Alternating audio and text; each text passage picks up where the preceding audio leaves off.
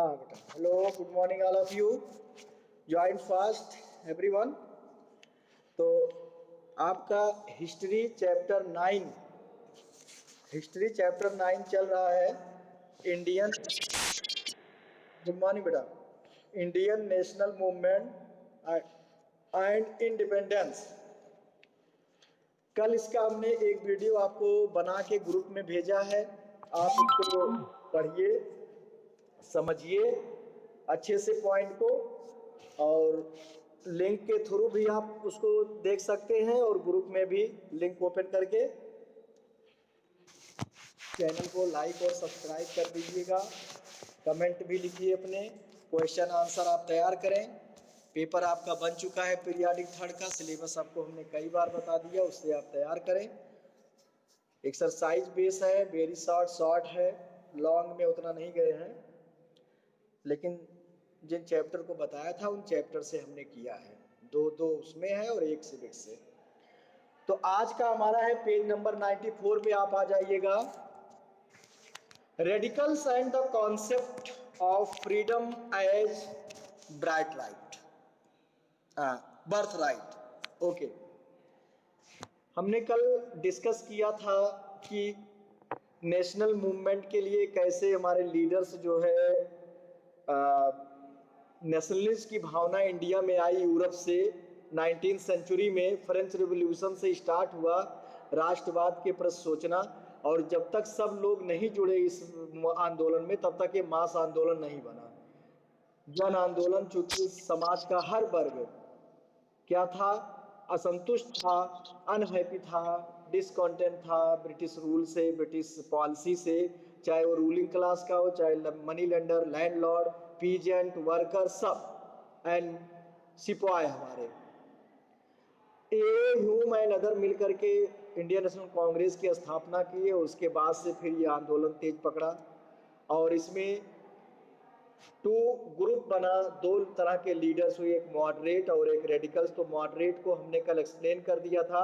Moderate का मतलब नरम दल, जो अपीलिंग नेचर के थे, जो इस बात में विश्वास करते थे कि ब्रिटिश हमारी बातों को मानेंगे, हमारी मांगे पूरी करेंगे, शांति ढंग से उनसे हम मांग अपनी रखें। और रेडिकल थोड़ा उससे अलग थे। रेडिकल सब ध्यान से देखिए। The Indian council act of 1892, इसके पहले वर्नाकुलर प्रेस एक्ट और ये सब आया था अंग्रेजों की तरफ से।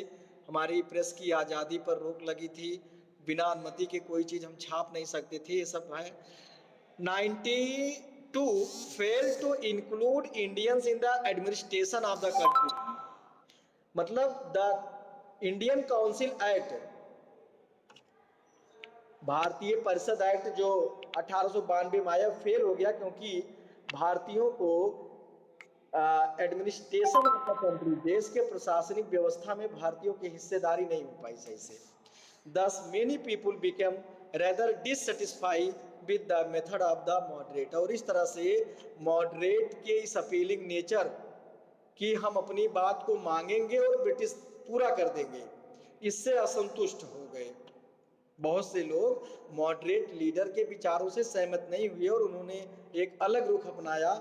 Leaders such as Bipin Chandra Pal, जिसको आप लाल बाल पाल के नाम से जानते हो, बाल गंगाधर तिलक और लाला लाजपत राय। बिपिन चंद्र पाल ये बंगाल से थे, बाल गंगाधर तिलक महाराष्ट्र से थे, और ये लाला लाजपत राय पंजाब।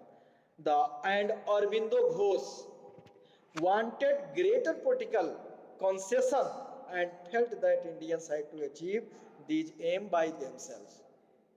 ये सब क्या चाहते थे?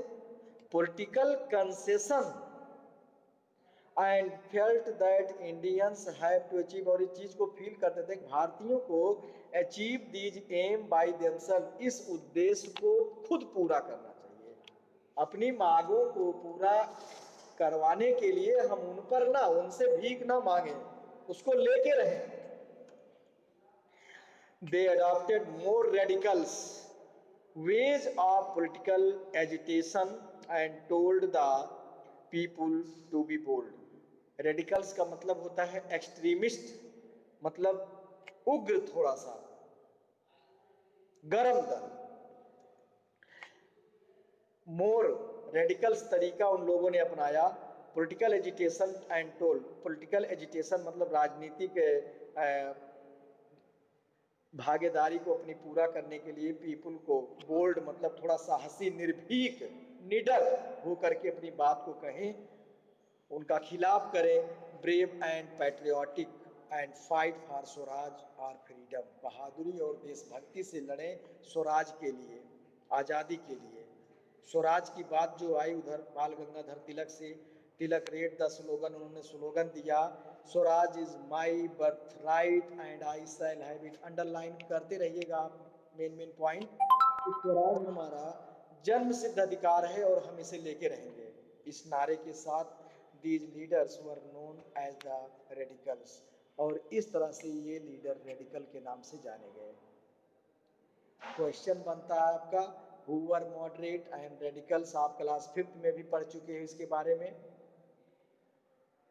The early radicals of Indian national movements from left to right, यहाँ पे फिगर दिया गया। लेफ्ट में आपका पगड़ी साफा बांधे लाला लाजपत राय, बीच में बाल गंगाधर तिलक मराठी पगड़ी है उनकी, और बिपिन चंद्र पाल कुर्ता धोती और साल का दिख रहा है आपको।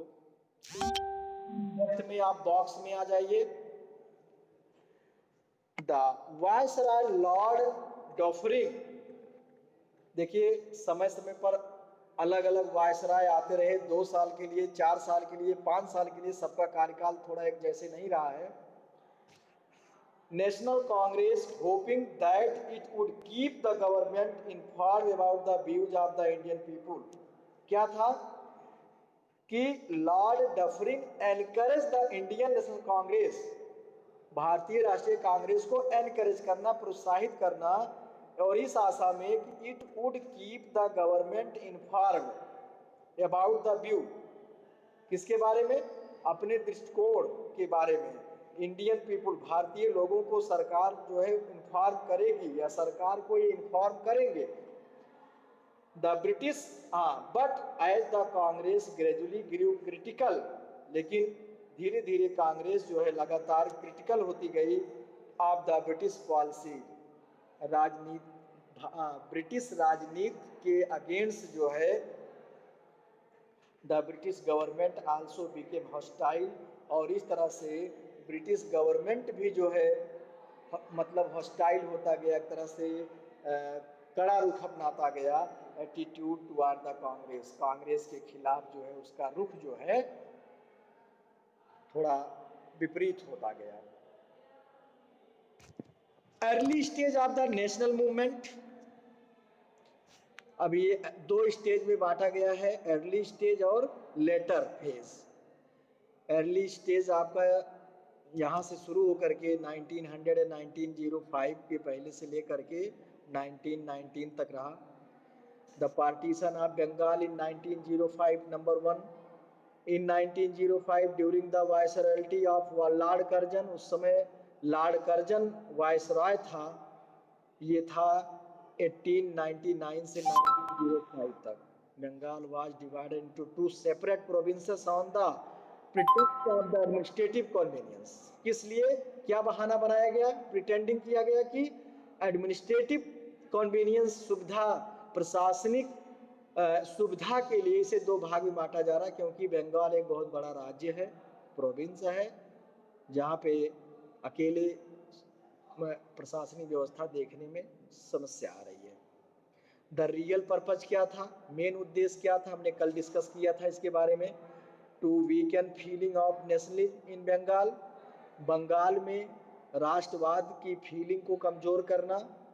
Centres of the Indian national movement, जो कि उस समय भारतीय राष्ट्रीय आंदोलन का केंद्र बन चुका था बंगाल, वहाँ कमजोर करना था, हिंदू मुस्लिम एकता को रोकना था, तोड़ना था, divide Hindu and Muslim communal line. It was part of the divide rule and rule, क्या था, एक पॉलिसी के तहत था कि बांटो और राज करो। अगला है स्वदेशी एंड बॉयकॉट मूवमेंट इन 1905, जब ये बात फैली कि बंगाल का विभाजन हो रहा है तो बंगालियों में बहुत आक्रोश आया, बंगाल के लोगों ने इसका विरोध किया। अदर पार्ट्स ऑफ कंट्री और लीडर्स हमारे इसका विरोध किए। तो स्वदेशी एंड बाइकॉट मतलब अपने देश की बनी चीज़ों का यूज करेंगे, फॉरेन गुड्स का हम बाइकॉट करेंगे। Were among the new methods adopted by leaders, हमारे लीडरों के द्वारा एक नया तरीका अपनाया गया। अगर हम इसका बहिष्कार करेंगे तो ब्रिटिश की इकोनॉमी पर इसका बैड एडवर्स इफेक्ट पड़ेगा, वहाँ की आर्थिक नीतियाँ कमजोर होंगी और शायद वो इस बात को माने। People to protest against the partition of Bengal. Some important characteristics of movement. Number one, Swadeshi movement encouraged people to use things made in India. Bharat में बनी चीजों का use as against those which had been produced abroad. अगला है shopkeepers were encouraged to keep. आवाज नहीं जा रही है, तेज तो बोल रहे हैं, बहुत तेज बोल रहे हैं फिलहाल। चलिए, बात ये हो रही है यहाँ पे कि शॉपकीपर्स वर एनकरेज मतलब दुकानदारों को भी प्रोत्साहित किया गया कि फॉरेन गुड की जगह पे इंडियन मेड गुड्स रखे, विदेशी सामान ना बेचे, जैसे आज हो रहा है चाइनीज सामान ना बेचा जाए। तो जब हम चाइनीज प्रोडक्ट को नहीं उपयोग में लाएंगे तो चाइना की इकोनॉमी कमजोर होगी कि नहीं, और हमारी तो ऐसे उस समय से ही ये चीजें अपनाई गई कि हम ब्रिटिश मेड गुड को नहीं खरीदेंगे, फैक्ट्री मेड कपड़ा नहीं लेंगे और चीजें नहीं खरीदेंगे, तो वो सामान ऐसे पड़ा रह जाएगा और हमारे सामान बिकेंगे तो हमारे लोगों को जॉब भी, रोजगार भी मिलेगा। अगला है बोन फायर्स वर मेड, हाँ, boycott mean that Indians were discourage from buying goods which were manufactured in England so that British industries would have no market in India. बताया हमने बाइकॉट करना मतलब बहिष्कार करना। तो जब ब्रिटिश मेड गुड्स का हम बहिष्कार करेंगे तो भारत में उसका जो है मार्केट नहीं रह जाएगा, वो वापस जाएंगी। लोगों ने होली जलाई, विदेशी सामानों की होली जलाई गई, इकट्ठा कर करके उसको जला दिया गया। अपने घरों से लोग निकाल निकाल कर फेंकना शुरू कर दीजिए विदेशी सामान। Bone fire were made British made goods, अभी बताया हमने उसको, विदेशी सामानों की होली जलाई गई। In many places British school college and universities were also boycotted at the Surat session of the, underline जरूर कर लीजिएगा, ये सब सेशन इंपॉर्टेंट होते हैं। Surat session Indian national Congress 1907 1907। Hello, हाँ बोलो।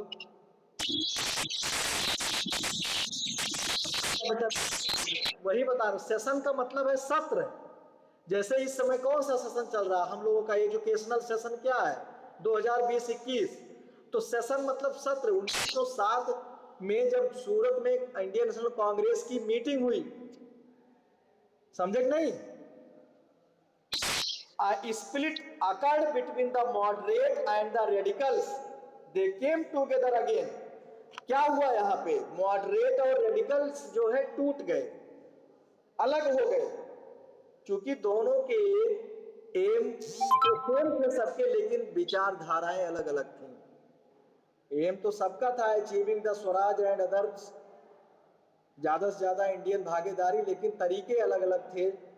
ये अपीलिंग नेचर के नहीं थे, ये चाहते थे कि हम लड़ के ले उनसे, ऐसे नहीं देंगे हमें। और बाद में पुनः लखनऊ सेशन 1916 में लखनऊ में जब मीटिंग हुई इंडियन नेशनल कांग्रेस की, पंडित जवाहरलाल नेहरू और अदर उसमें, तब जाकर के ये पुनः एक साथ आए। तब तक गांधी जी भी आ गए थे। अगला है formation of the Muslim league 1906 1906, ये सब अंडरलाइन करिएगा, हिस्ट्री के पॉइंट्स हैं सब। मुस्लिम लीग की स्थापना उसी समय हुई और ये जाके समाप्त हुआ इंडिया में भारत को बंटवारा करके, और अंग्रेजों की ये चाल सफल हुई एक तरह से मुस्लिमों का एक अलग संगठन बनवाने में और उनकी मांग को अलग करवाने में।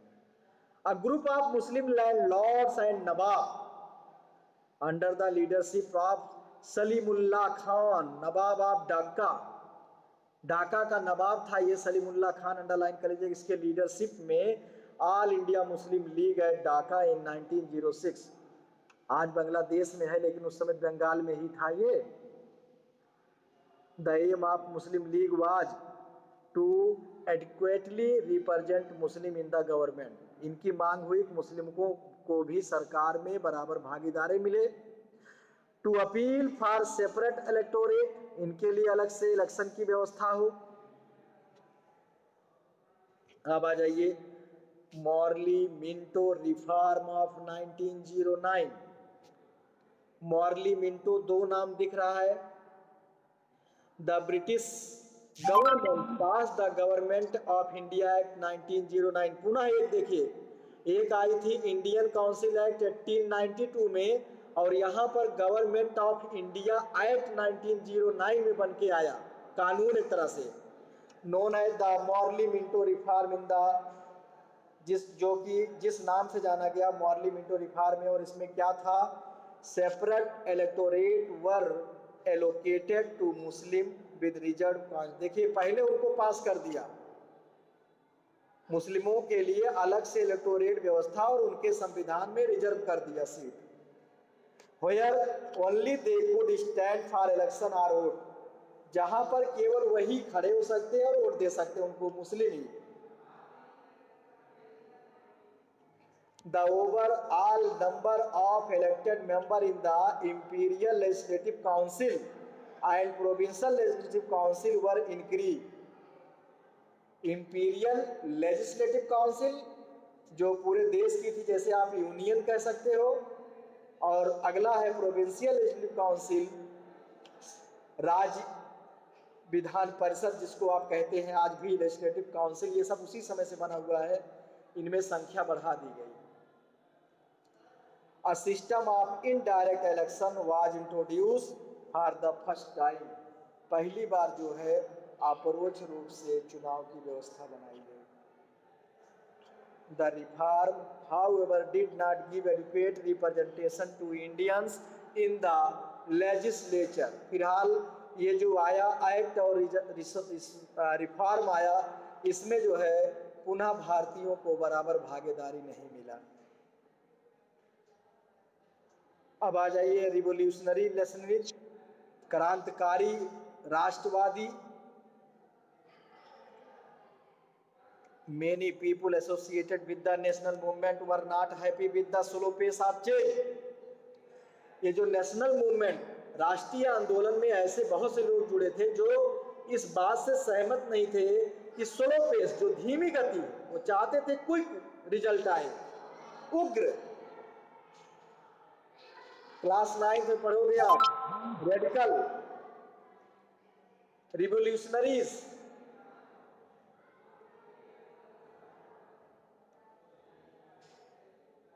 वहां पर भी 3-4 वर्ग के लोग थे।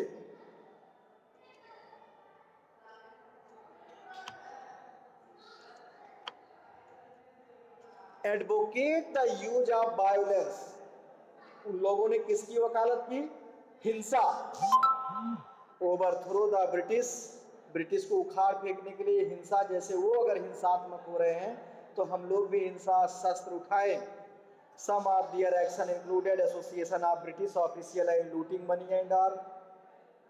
क्या हुआ, ब्रिटिश ऑफिशियल, ब्रिटिश अधिकारियों को लूटना, उनके मनी को लूटना, उनके हथियार को लूटने का संगठन बनाया गया। इस्टेब्लिशिंग मेनी सीक्रेट सोसाइटीज, बहुत गुप्त रूप से सोसाइटियां बनाई गईं। Most famous among them were Abhinav Bharat Society in Maharashtra and Anushilan Samiti in Bengal. Underline कर लीजिएगा। आ जाइए इसमें B D Savarkar, Ajit Singh, madam Bhika ji, Kama and Lala Hardayal, ये सब लोग इसके मेन लीडर थे। कुछ लीडर ऐसे थे जो इंडिया में ना थे, वो बाहर देशों से दूसरे देश में रहते थे और सपोर्ट करते थे, पैसा भिजवाते थे, शस्त्र अस्त्र भिजवाते थे। Revolutionary leader of the revolutionaries even started organisation outside India, the Ghadar party, बताया हमने ना, आउटसाइड इंडिया, देश के बाहर से। Ghadar party operated mostly in Canada and the United State, United State और कनाडा में जो है गदर पार्टी की स्थापना की गई। It sent arm and ammunition to revolutionaries in India. क्या भेजते थे ये लोग? हथियार, और हथियार के लिए गोला बारूद, ये सब चीजें, कारतूस। अगला है होम रूल लीग। 1916 में होम रूल लीग बना। द लीग डेवलप्ड बाय बाल Gangadhar Tilak and Annie Besant. कौन उसमें? बाल गंगाधर तिलक और श्रीमती एनी बेसेंट। ये विदेशी महिला थी आयरलैंड की, लेकिन भारत में बस गई और भारतीयों के लिए काम किया इन्होंने। To achieve the self government or home rule. बताया गया ना, होम रूल मतलब अपना शासन, स्वशासन, सेल्फ गवर्नमेंट के लिए इन्होंने बनाया। अब आ जाइए, the Montagu Chelmsford reform of 1999 में। मॉन्टेगू चेल्मसफोर्ड रिफॉर्म क्या है? The British government announce the government of India act. पुनः देखिए, government of India act 1919 underline कर लीजिए इस चीज को बुक में। आल्सो नोन एज, जिसको जाना गया, पहला जो था मॉर्ली मिंटो रिफॉर्म के नाम से, दूसरा जो है Montagu Chelmsford reform. The reform were named after Edwin Montagu. किसके नाम पर? Edwin Montagu, secretary of state and Lord Chelmsford, दो लोग थे इसमें भी।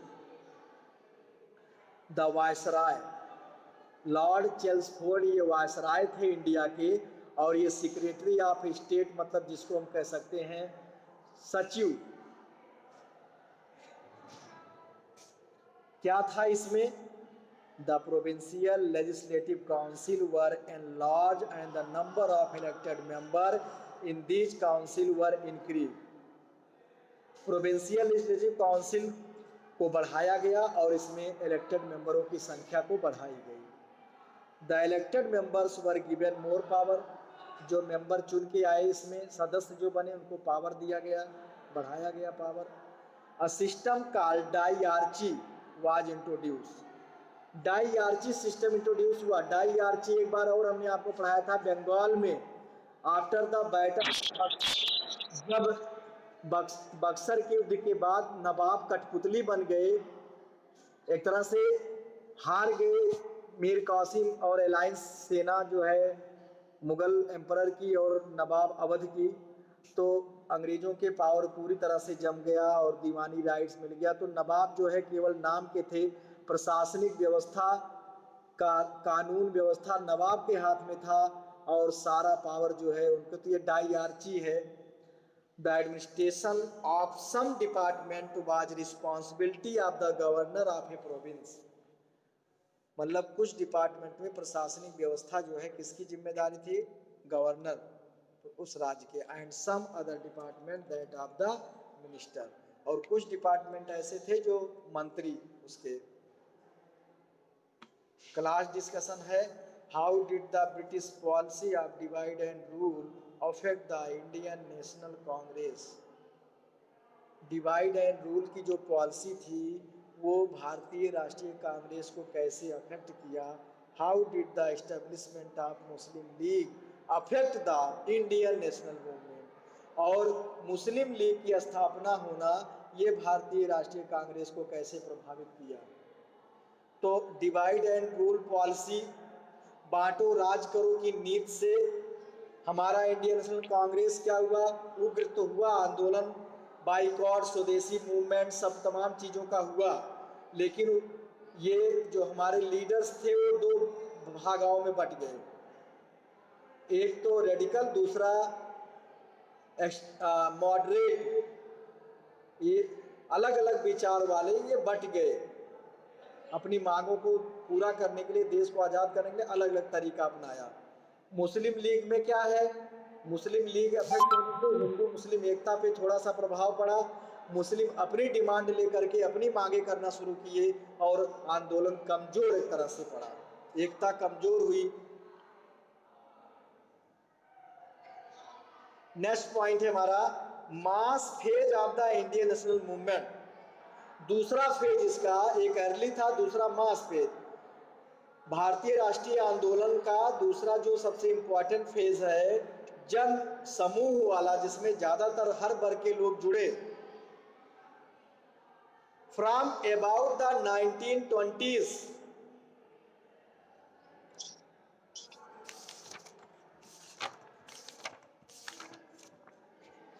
Almost all section of society including 1920 तक, 1920 तक पूरे देश के हर वर्ग के लोग, peasant, tribal, student, women, worker, industrialist and even soldiers gradually came together to participate in the freedom struggle. सब एक साथ आए और इंडियन फ्रीडम, भारतीय आज़ादी के लिए आंदोलन में सब लोगों ने बढ़ चढ़कर हिस्सा लिया। नेक्स्ट पेज पे आ जाइएगा। The national movement, one major reason for this was the arrival of Mohandas Karamchand Gandhi, better known as Mahatma Gandhi. उनके पहुंचने से उन्होंने लोगों को जोड़ना शुरू किया। आने के बाद वो पूरे देश का भ्रमण किए और स्थिति समझी, अनटेक्टेबिलिटी को दूर किया, हरिजन नाम दिया उनको, उनके घर खाना खाए और समाज में। अब आ जाइए Mohandas Karamchand Gandhi. Gandhi arrived from south Africa in 1950। 20 साल बाद, करीब 1895 में ये गए थे। It was largely due to him that national movement turned into a genuine mass movement. He evolved the technique of satyagraha or peaceful non-violent agitation. क्या उन्होंने अपनाया? सत्याग्रह, सत्य का आग्रह करना और अहिंसा। Gandhi ji organized successful Satyagraha campaign in support of the indigo cultivators of Champaran. Champaran में, बिहार में है चंपारण, जहाँ पे नील खेती करने वाले किसानों के साथ इन्होंने सत्याग्रह में भाग लिया, उनका आंदोलन बढ़ाया, उनका उत्साह बढ़ाया अंग्रेजों के खिलाफ। या अब एक ये इम्पोर्टेंट बता रहा हूँ, ये चैप्टर आपको क्लास 10th में पढ़ाया जाएगा नेशनल मूवमेंट में, और अभी से जानोगे बहुत कुछ इम्पोर्टेंट समझ में आ जाएगा। पूरा चैप्टर हर पॉइंट है। 1917-16 में शुरू किया, लगातार 3 साल। फिर खेड़ा, पीजेंट वर्कर, गुजरात के अहमदाबाद के खेड़ा डिस्ट्रिक्ट में, उधर गुजरात के, खेड़ा डिस्ट्रिक्ट में किसानों का इन्होंने समर्थन किया, सत्याग्रह में भाग लिया। और अहमदाबाद में mill worker, cotton mill workers 17, 16, 17, 18 में लगातार, ये भरने के लिए मैप में आता है, 10th में बोर्ड में आता है ये place. And Champaran, the mill worker of Ahmedabad and peasant of Kheda, he got great support from the common people. आम लोगों का इनको बहुत सहयोग मिला, जिधर जाते थे करोड़ों लोग जुड़ जाते थे। चल पड़े जिधर दो डगमग, कहा गया, कविता में लिखा गया है, 2 पग जिधर चल जाते थे हजारों पग, 2 हाथ जिधर उड़ जाते थे हजारों हाथ उड़ जाते थे। एक पैराग्राफ हो। हाँ हेलो, गोपाल कृष्ण गोखले ये थे हमारे मॉडरेट लीडर थे, ये इम्पोर्टेंट मॉडरेट लीडर। और ये जो है शिक्षाविद भी थे। प्राइमरी एजुकेशन के लिए इनकी अध्यक्षता में आयोग बनाया गया था, प्राइमरी एजुकेशन में सुधार करने के लिए। और ये इंडियन नेशनल मूवमेंट के लीडर थे, मॉडरेट लीडर थे, कांग्रेस आईएनसी के। 1905 और 9 में जब बंगाल भंग हुआ, उसके बाद 11 में फिर, तो इसमें काफ़ी इनका योगदान रहा। तो थे ये भी लीडर हमारे। हिंदी के विषय में आप पढ़ते हो समय समय पर, गोपाल कृष्ण गोखले एक। आ जाइए, की features of Gandhi ji's anti colonial struggle. Gandhi ji का ब्रिटिश के खिलाफ जो आंदोलन रहा, क्या उसके की फीचर्स थे? Satyagraha based on the ideals of truth and non violence. Number 1 क्या था? सत्याग्रह के बेस पे था, सत्य का आग्रह करना, ट्रुथ सच्चाई और अहिंसा। Peaceful non cooperation that included boycott. इन्होंने 1900 आफ्टर जब रोलैट एक्ट आया 1919 में, वो ऑपरेशन पावर दिया गवर्नमेंट को कि बिना एनी ट्रायल के, बिना किसी को मुकदमा चलाए 2 साल लीडरों को बंद किया जा सकता था और सब। इससे खिलाफ जलियांवाला बाग अमृतसर का 1919 यहाँ आपका 20 में जो है 13 अप्रैल, हाँ बैसाखी के दिन हुआ था।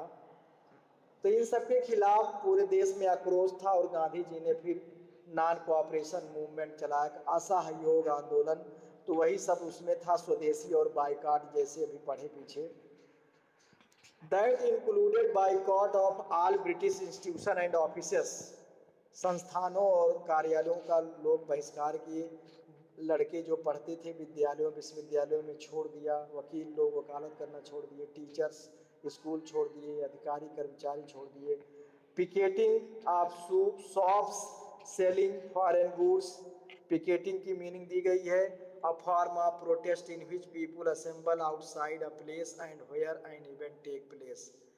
कि विरोध के रूप में लोग बाहर खड़े होना और where an event take place, जहाँ पे वो घटनाएं होती उसके बाहर लोग जन समूह के रूप में खड़े होकर के प्रदर्शन करना।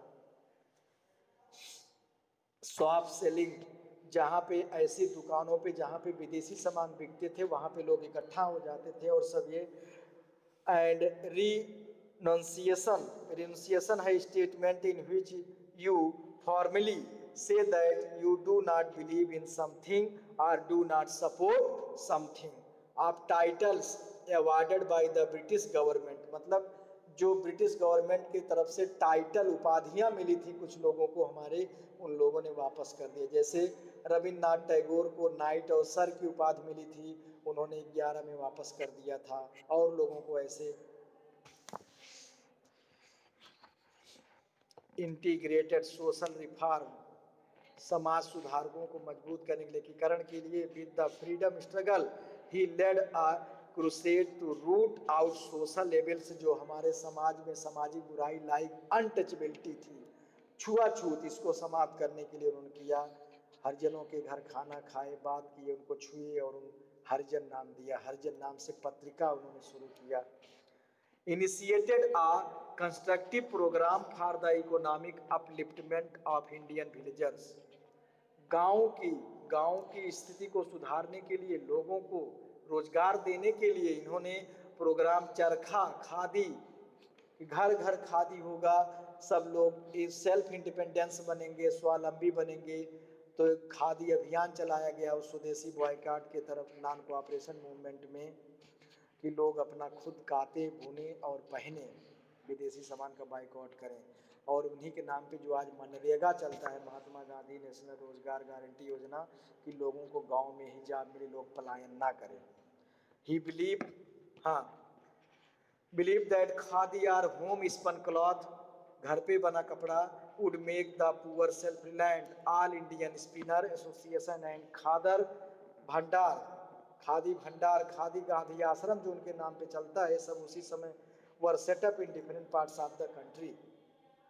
ही believe that Hindu Muslim unity was essential. उन्होंने इस चीज को विश्वास किया कि हिंदू मुस्लिम एकता जरूरी है देश को आजाद कराने के लिए। इसीलिए खिलाफत मूवमेंट में उन्होंने मुस्लिमों को साथ दिया। खिलाफत मूवमेंट का आंदोलन जो है बम्बई में अली बर्दस ने, शौकत अली और मोहम्मद अली ने शुरू किया था, और गांधी जी उनके साथ मीटिंग करके बाद में कांग्रेस में उनके साथ जुड़ी। खिलाफत मूवमेंट ये जब ऑटोमान डायनेस्टी विदेश में, यूरोप में तुर्की की ऑटोमान डायनेस्टी की हार हुई, तो वहाँ जो खलीफा लीडर्स मुस्लिम मेन धर्मगुरु थे, उनके पावर को कम कर दिया गया और उसी के अगेंस्ट में खिलाफत मूवमेंट शुरू हुआ था। Unity freedom, he cooperated with the खिलाफत मूवमेंट। कोऑपरेट मतलब हेल्प करना, सहायता, मदद, साथ देना। Launch by Indian Muslim leaders in supports of the Turkish खिलाफत, अभी हमने आपको समझाया। तो 34 मिनट का वीडियो हो गया है। आज की वीडियो इतना ही बेटा। कल स्टार्ट करेंगे और कल अगर समाप्त हो जाएगा ठीक है, क्योंकि चैप्टर लंबा है ये, आप अच्छे से समझिए, लेकिन वीडियो को ज़्यादा से ज़्यादा लोग वॉच करिए, पढ़िए, सब इतने लोग हो, अदर भी जो जहाँ फुटप्रिंट चलती हो वो लोग भी इसको पढ़ सकते हैं, समझ सकते हैं। और आप पढ़ के समझ के नोट्स बनाएं, main main heading, main main point, main main date आप नोट करिए और क्वेश्चन आंसर कंप्लीट करिए, तैयारी करिए, वॉच करिए, लाइक करिए, सब्सक्राइब करिए, कमेंट करिए। और क्वेश्चन आंसर सक्षम विपुल जो भी हैं, क्वेश्चन आंसर पिछले चैप्टरों के भेज दीजिए जिससे हम ग्रुप में भेज दें। और ओके, हाँ हाँ बोलो, कुछ पूछना है? हाँ बोलो।